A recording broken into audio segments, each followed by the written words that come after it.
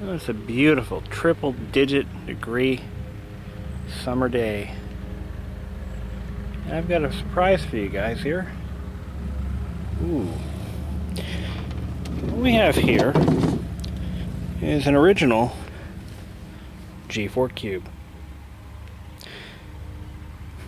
This very machine has won awards for its design,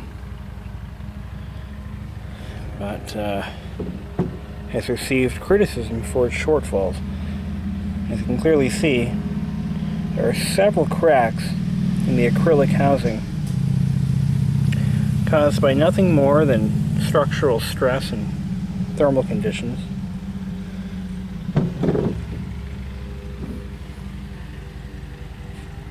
But I have got to say it's one of the most beautiful machines I've ever seen. But I've never seen one in person ever before. This is the first time, actually, for me. Don't know if it works. I don't have a power supply, and I'm not willing to spend $75 to get one. So this one, unfortunately, is going to probably wind up on eBay in as-is condition. Weighs a ton. It's already scratched to hell, so I'm not going to worry so much about that. But let's take a look at the interior.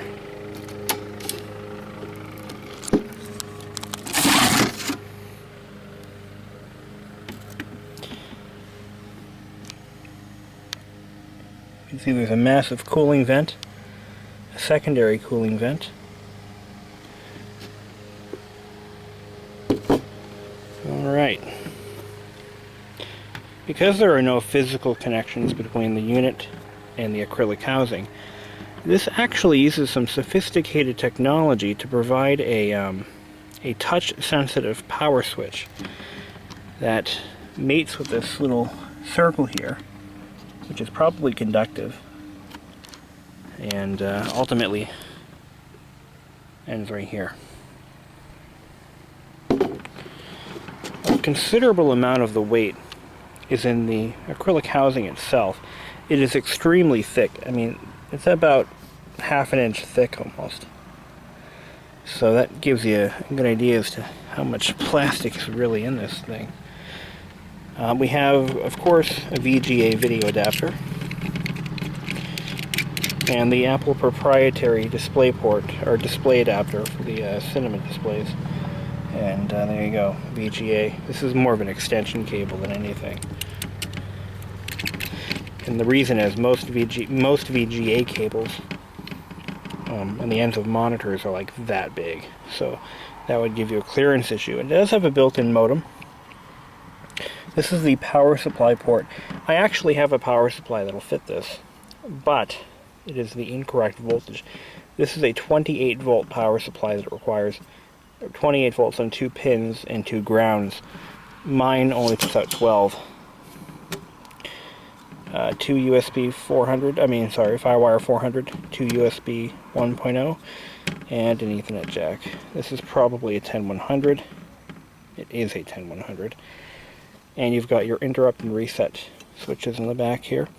This is for a Kensington lock, which will lock the entire handle assembly and prevent it from being removed from the housing, in addition to preventing it from being stolen. The specs are listed right here.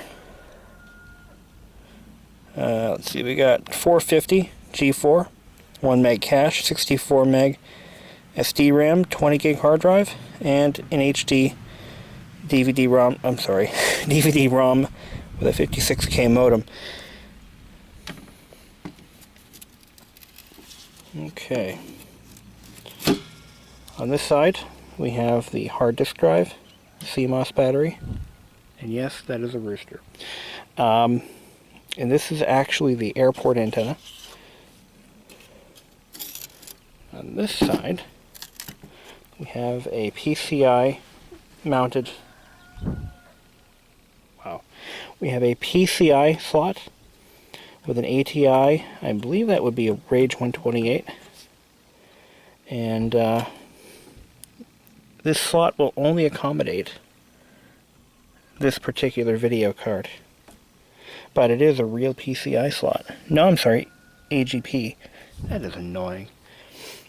So this is an AGP. Sorry, did I say PCI? I mean AGP. We've got 3 PC 133 slots, which I have populated with 1.5 gigs of RAM. On this side, we have the power switch, the other end of the power switch, and the light assembly. That will use a high-intense LED light, white LED light. This side is blank. And anyhow, that pretty much covers it.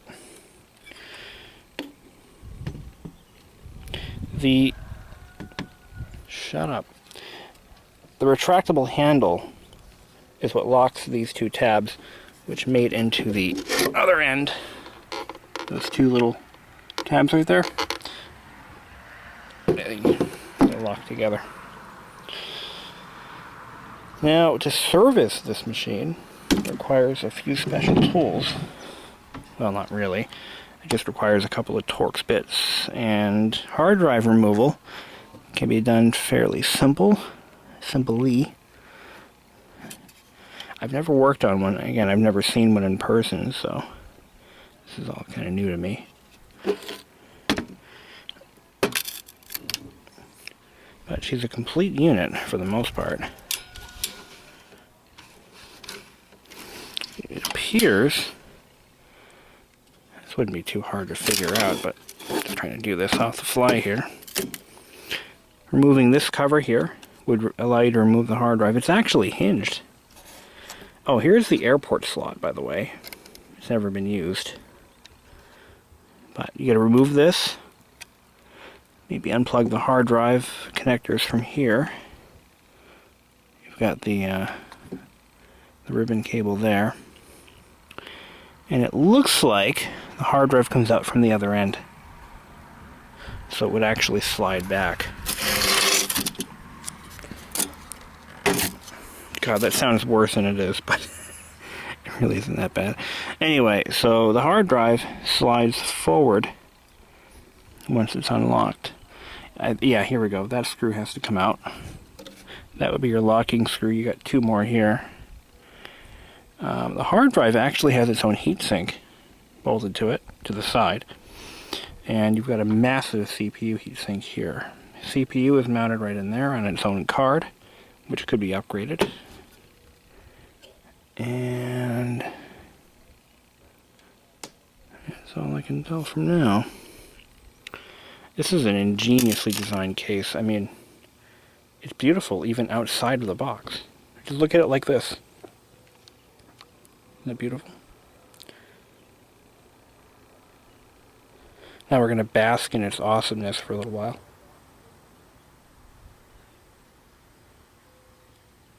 Is that rooster gonna go? No. Anyway. So there you have it. The G4 Cube 450.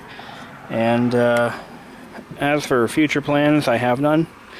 I'm going to clean it up a little bit. I'm going to pull the aluminum box out of here. I'm going to clean that up. I'm going to clean up the acrylic housing. And I'm going to try this scratch remover stuff that I found that works on motorcycle windshields. I'm going to see if it does anything for this as far as removing hairline scratches, just for curiosity's sake.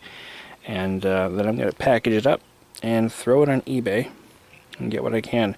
Again, I don't want to put any money into it because it is only a 450. But it is tempting to put some time and effort into it because these can be upgraded to a 1.8 G4. And there's actually one of these on eBay that had sold for over $900. And it was upgraded, of course. Maxed out the RAM to 1.5, put a 1.8 G4 chip, and I think they put a 120 gig hard drive in it. I mean, it's amazing how much you can get for these if they're in the right condition. And you're not going to get anything for one that has these cracks and chips in it. It's just not going to happen. So, you know, it's not really worth what it could be worth. But it's definitely worth more than the trash bin that I pulled it out of. And with that, I bid you a good night. During reassembly, you'll notice a little orange dot here. Well, that coincides, or corresponds to this orange dot, which helps you guide it back together without making any mistakes. I'll just slide it back in.